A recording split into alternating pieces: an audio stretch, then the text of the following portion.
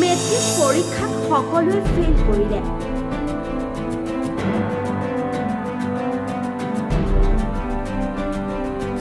এই বিদ্যালয়ৰ কোনো ছাত্ৰ-ছাত্ৰীয়ে উত্তীৰ্ণ নহয় মেট্ৰিক পৰীক্ষাত।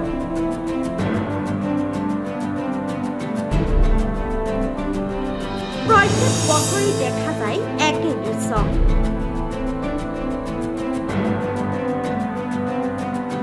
ৰাইজে যি আশাৰে বিদ্যালয় স্থাপন কৰিছিল আশা পূৰণ নহল।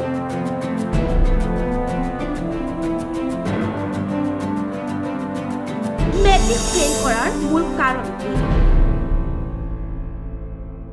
সৰগপুৰৰ এখন চৰকাৰী বিদ্যালয়ৰ আজব কাহিনী।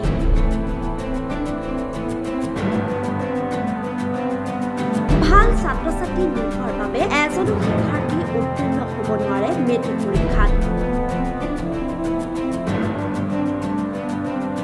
বৰপেটা জিলাৰ লোকসী শিক্ষাখণ্ডৰ অন্তৰ্গত এখন বিশেষ চৰকাৰী বিদ্যালয়। বিদ্যালয়খনত হেনো নাই ভাল ছাত্ৰ-ছাত্ৰী। আনকি প্ৰয়োজনীয় শিক্ষক নথকাৰ বাবেও কোনো ছাত্ৰ-ছাত্ৰীয়ে নকৰে নামভৰ্তি।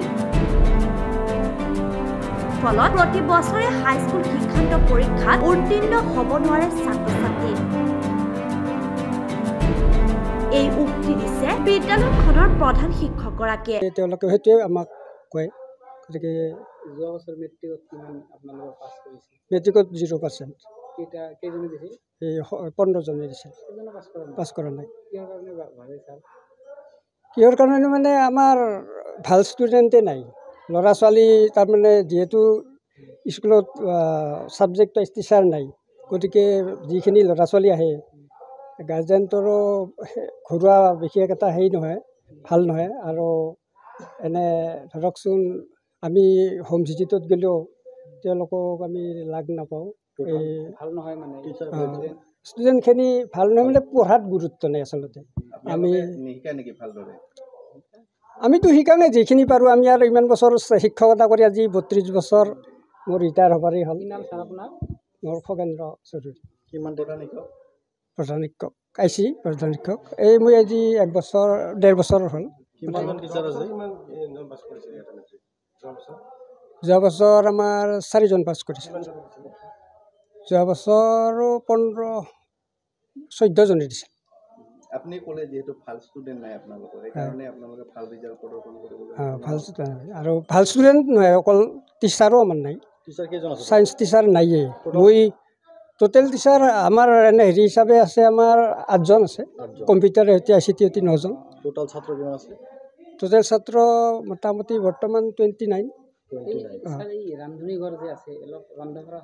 ৰন্ধা প্ৰত্যেক ডেইলি আমাৰ খুৱাই আছোঁ। এইটো ষ্টুডেণ্টক সুধি চাব আপোনালোকে। যিখিনি আমাৰ 5জন আহিছে, আজিও 5জনকে খুৱাইছোঁ। আমাৰ ষ্টকো আছে, সেইখিনিত আমি হেৰি কৰোঁ। আজি এই হেৰিত 5জন আহিছে। তাৰমানে 8ৰখিনিহে ভাত খাব পাৰে। বাকী কিবা অসুবিধা পাই আছে নেকি আপোনালোকে এতিয়া? অসুবিধাটো আমাৰ মেইন অসুবিধা টিচাৰ নাই, সেইটোৱে অসুবিধা। বাকী আমাৰ অসুবিধা বেলেগ অন্য নাই। বিল্ডিঙো ধৰকচোন মোটামুটি চলি আছে। ডিজিটেল ক্লাছৰুমো আছে। তাতে আমাৰ ধীৰাজাং সেনেকৈ অলপ হেৰি কৰে। স্কুলৰ নাম বৰ্ণনগৰ স্কুল। জেগাখিনি দুমতলা। 81 একজনৰ মেট্ৰিক পাছ নকলা, এইটো অলপ সেইটো আৰু মানে কি ক'ম আৰু মানে আমাৰো দুৰ্ভাগ্য। নিৰ্দেশন আমাক আহি আছে, চকচ আহি আছে। আমি সেইবিলাক এনচাৰ দি আছোঁ। তাৰপিছত টিচাৰো যে লাগব সেইটো আমি ওপৰ মহলত জনাইছোঁ। আমাক যে টিচাৰ সেইটো জনাইছোঁ। অলপতে আমাৰ ADC ছাৰৰ লগতো মিটিং হৈছে।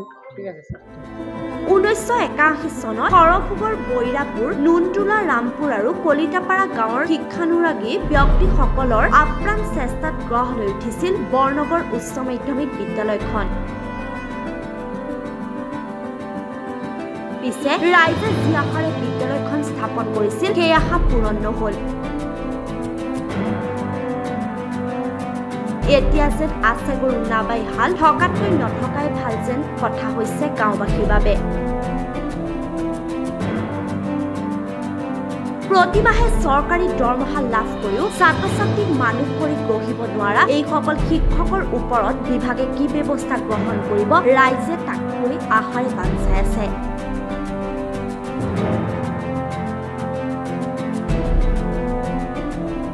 ব্যুৰো ৰিপৰ্ট, PB সংবাদ।